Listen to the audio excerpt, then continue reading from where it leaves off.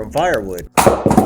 We're going to try to capture that medieval aesthetic. If you're a fan of Tolkien, Renaissance Festival, or anything fantasy, you know what it's about. Blackened iron, deep wood tones, and open flames.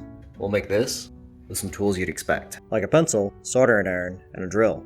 And some you wouldn't. Like the kitchen oven and bug guts. Step 1, find a tree you don't like. Then just chop it into pieces that are small enough to make a sign out of.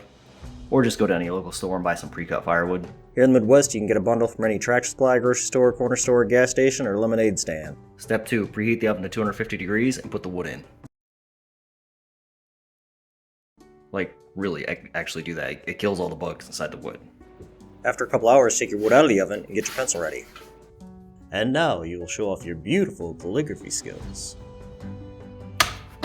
Or you can just do what any sane person would do and have a Cricut or printer make you a stencil. Oh wow, look at that, we're so good at drawing. How do they do it?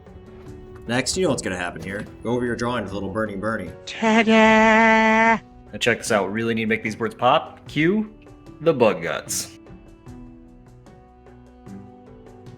What?